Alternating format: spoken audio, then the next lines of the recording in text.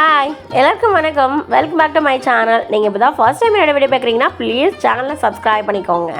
புண்ணியநல்லூர் மாரியம்மன் கோயிலுக்கு வேண்டுதல் நிறைவேற்ற போன கோயில் விலாக் தான் வந்து இதில் ஷேர் பண்ணியிருக்கேன். வாங்க லேட் பண்ணாமல் வீடியோக்குள்ளே போகலாம். காலையில் ஒரு 6 o'clockலாம் வந்து கோயிலுக்கு வந்து கிளம்பிட்டோம். அதுக்கு முன்னாடி 4 மணிக்கே எழுந்திரிச்சு வீடெல்லாம் ஃபுல்லாக க்ளீன் பண்ணிவிட்டு சுத்தம் பண்ணிவிட்டு பிரம்ம முகூர்த்தத்தில் வீட்டில் வந்து விளக்கேற்றியுமே வச்சுட்டேன். எனக்கு வந்து இது இந்த ஹேபிட். எந்த கோயிலுக்கு போனாலும் அதுக்கு முன்னாடி வீட்டில் வந்து விளக்கேற்றி வச்சுட்டு சாமி கும்பிட்டுட்டு தான் அந்த கோயிலுக்கே வந்து கிளம்புவேன். எதுக்காக இப்போ வந்து திடீர்னு புண்ணியநல்லூர் மாரியம்மன் கோயிலுக்குன்னு கேட்டிங்கன்னா, என் வீட்டுக்காருக்கு வந்து ஒரு சின்ன ஹெல்த் இஷ்யூ. அதுக்காக வந்து நான் கோயிலில் வந்து உப்பு வாங்கி போட்டு வந்து வேண்டியிருந்தேன். இது மாதிரி ஆவணி மாதம் வந்து மொட்டை அடிக்கிறோமா அப்படின்னு சொல்லிட்டு அந்த வேண்டுதல் வச்சுருந்தேன். அதை வந்து நிறைவேற்றுறதுக்காக தான் போனேன். இன்னும் ஆவணியாக அவளை நீ போய் வைகாசியில் மொட்டை அடிக்கிறியேன்னு கேட்குறீங்கன்னா, அதுக்கும் வந்து காரணம் இருக்குது. நான் வந்து இந்த வீடியோவில் வந்து ஷேர் பண்ணுறேன் எதுக்காக இந்த வைகாசிலே போய் மொட்டை அடித்தோம் அப்படிங்கிறதையும். அதுக்கு வந்து நீங்கள் நம்ம வீடியோவை ஸ்கிப் பண்ணாமல் ஃபுல்லாக பார்க்கணும். காலையில் கோயிலுக்கு போகிறதுக்கு முன்னாடி ஃபஸ்ட்டு வந்து எனக்கு காஃபி குடிக்கணும். ஏன்னா காஃபி குடிக்காமல் என் மூளை வேலையே செய்யாது. அது என்னமோ நான் அடிக்ட் ஆகிட்டேன் காஃபிக்கு. அது நாங்கள் வந்து தஞ்சாவூர்லேருந்து போயிருந்தோம். என் மாமியார், என்னோடய பிரதர் இல்லை, அப்புறம் என் சிஸ்டர் எல்லோரும் ஒருத்த நாட்டிலேருந்து அப்படியே வந்தாங்க. அப்படியே வந்து ஜாயின் பண்ணிவிட்டேன். எல்லோரும் காஃபி குடிச்சிட்டு டேரெக்டாக வந்து கோயிலுக்கு போக ஆரம்பிச்சிட்டோம். ஞாயிற்றுக்கிழமனாலே இங்கே எல்லாருக்கும் தெரியும், தஞ்சாவூரில் உள்ளவங்களுக்கு வந்து மாரியம்மன் கோயில் வந்து கொஞ்சம் கூட்டமாகவே தான் இருக்கும். நல்ல கூட்டமாகவே தான் இருக்கும். ஆவணி மாதம்லாம் நகரவே முடியாது, அப்படி கூட்டம் இருக்கும்.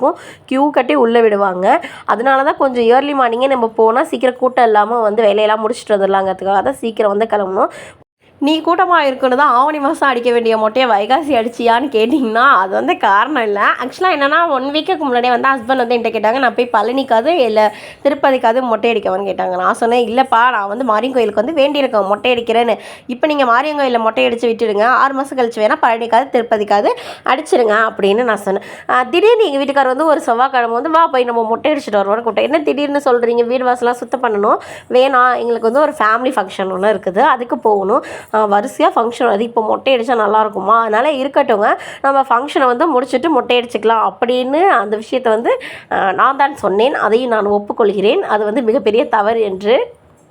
என்னதான் நமக்கு கடவுள் நம்பிக்கை, கடவுள் பக்தி இருந்தாலும் ஒரு சில நேரங்களில் நம்மளுமே வந்து கொஞ்சம் ரொம்ப சில்லியாக வந்து நம்மளை டேக் கேர் பண்ணிக்கிறதுல வந்து ரொம்ப குறிக்கோளாக இருக்கிறோம்ல. நான் வந்து எங்கள் வீட்டுக்கு ஒரு மொட்டை அடிச்சிட்டோம், ஐயோ ஃபங்க்ஷனுக்கு போகணுமே அப்படிங்கிற ஒரு காரணத்துக்காக நம்ம ஃபங்க்ஷனை முடிச்சுட்டு வந்து மொட்டை அடிச்சுக்கோன்னு நான் வந்து சொல்லிட்டேன். அது நடந்து ஒரு 4 நாள் கழித்து முடிஞ்சு போயிடுச்சு. கரெக்டாக வந்து வெள்ளிக்கிழமை வந்து வீட்டில் விளக்கேற்றத்துக்கு எல்லாம் ரெடி பண்ணிட்டு இருந்தேன்.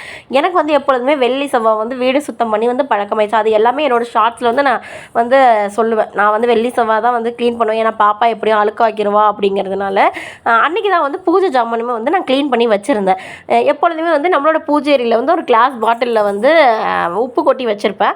அந்த உப்பு டப்பா வந்து நான் எடுத்து மஞ்சள் குங்குமம் வைக்க எடுக்கும்போது என்னோடய கைப்பட்டு கீழே விழுந்து சுக்குநூறாக உடஞ்சிருச்சு. அது ரொம்ப ஸ்ட்ராங்கான பாட்டில் தான், அது உடஞ்சி போயிடுச்சு. அப்போ கூட நான் வந்து நினச்சேன், சரி ஓகே நம்ம வந்து கவனிக்காமல் அதை வந்து எடுத்துட்டோம், அதனால் உடஞ்சி போயிடுச்சு அப்படின்னா. காலையிலே வந்து பூஜா ரூம் க்ளீன் பண்ணும்போது மஞ்சள் கொட்டிடுச்சு. அப்போயே நான் வந்து இதே தான் நினச்சேன், நம்ம வந்து கவனிக்காமல் எடுத்துட்டோம், அதனால் இந்த மஞ்சளுமே கொட்டி போயிடுச்சு அப்படின்னு சொல்லிட்டு ஃபைனலாக ஓகே எல்லாமே முடிச்சுட்டு சுக்கிரவாரில் அன்றைக்கி வெள்ளிக்கிழமை வந்து 8 மணிக்கு தான் விளக்கேற்றிருந்தேன். ஏன்னா ஈவினிங் வந்து சாமி கும்பிட என்கிட்ட பூ இல்லை, 6:30 மணிக்கு மேலே தான் பூக்காரங்க வருவாங்க. அவங்கள்ட்ட பூ வாங்கி கட்டி தான் அதுக்கப்புறம் வந்து நான் சாமி கும்பிடவே ஆரம்பித்தேன். கரெக்டாக எல்லாத்தையுமே அரேஞ்ச் பண்ணிகிட்டு இருந்தேன். ஒரு 6:30 மணிக்கெல்லாம் அரேஞ்ச் பண்ணிகிட்டு இருக்கும்போது 3 அடுக்கு குபேர பானை வந்து நம்மளோட பூஜை அறையில் வச்சுருப்பேன். என்னோடய வீடியோஸ் வந்து ரெகுலராக பார்க்குறவங்களுக்கு வந்து அது தெரியும். அந்த பானையை நான் எப்பொழுதுமே வந்து கேர்ஃபுல்லாக தான் எடுப்பேன். எப்பொழுதுமே வந்து பூஜா ஜாமானை மட்டும் நான் ரொம்ப கேர்லெஸ்ஸாக ஹேண்டில் பண்ணவே மாட்டேன். ஏன்னா என் வீட்டிலேயே எனக்கு ரொம்ப பிடிச்ச இடம்னா அதுதான். என்னோடய கவலை, என்னோடய துக்கம், சோகம் எல்லாத்தையும் நான் போய் ஃபஸ்ட்டு ஷேர் பண்ணுறது, கொட்டுறது எல்லாமே அந்த பூஜை அறையில் தான். அதனால் அதை என்னை பொறுத்த வரைக்கும் நான் கொஞ்சம் நீட்டாக வச்சுக்கணும்னு தான் நினைப்பேன். அதை எடுக்கும்போது கடைசியாக 3ஆவது பானையில் நிறைய சில்லறை காசு கொட்டி வச்சுருப்பேன். அதுவுமே என் கைப்பட்டு உடஞ்சி அப்படியே சுக்குநூறாக அந்த பானையுமே உடஞ்சி சில்லறை காசு எல்லாமே கொட்டி போயிடுச்சு. அதையுமே வந்து என்னோடய ஷார்ட்ஸில் வந்து நான் ஷேர் பண்ணியிருப்பேன். அப்புறம் நமக்கே என்ன வரிசையாக அப்படி நடந்துட்டு இருக்க, ஒரு சம்பவம் நடந்தால் ஓகே நம்ம கைப்பட்டு பண்ணிட்டோம் தப்புன்னு நினைப்போம் அப்படின்னு. இந்த மாதிரி சம்பவங்கள்லாம் நடக்கும்போது நான் கைவசம் 2-3 பேரை வச்சுருப்பேன். எங்கள் அம்மா, எங்கள் பெரியம்மா, எங்கள் சித்தி எல்லாருமே இருப்பாங்க. அவங்கள்ட்ட ஓரளவு கேட்டேன்னா சொல்யூஷன் சொல்லிடுவாங்க. இவங்க 3 பேரும் வந்து ஒரே மாதிரி சொன்ன வார்த்தை என்னென்னா, நீ ஏதாவது வேண்டுதல் வச்சியா அப்படின்னு கேட்டாங்க. அப்போ நான் சொன்னேன், ஆமாம் மாரியன் கோயிலுக்கு மொட்டை அடிக்கணும்னு வேண்டியதானா, ஃபங்க்ஷனுக்கு போகணும், அதுக்காக மொட்டை அடிக்க வேணான்னு நான் சொல்லிட்டேன், போயிட்டு வந்து அடிச்சுக்கலான்ட்டுன்னு.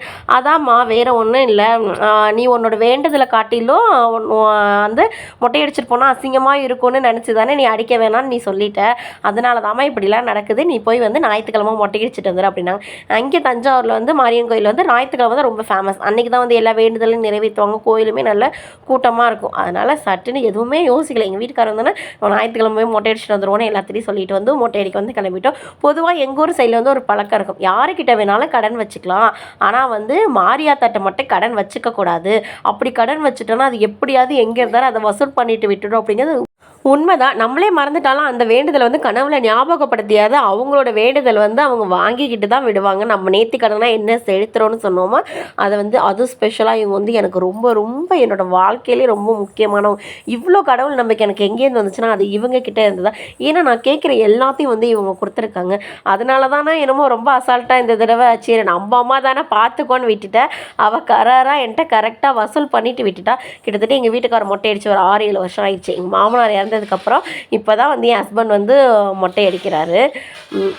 இதோட இந்த vlog வந்து முடியுது. இந்த வீடியோ வந்து உங்களுக்கு பிடிச்சிருந்தா ப்ளீஸ் நம்ம சேனலை யாரும் புதுசாக பார்க்குறவங்க சப்ஸ்கிரைப் பண்ணிக்கோங்க. நெக்ஸ்ட் ஒரு இன்ட்ரெஸ்டிங்கான வீடியோவில் பார்க்குறேன். அது வரைக்கும் பை, கீப் வாட்சிங்.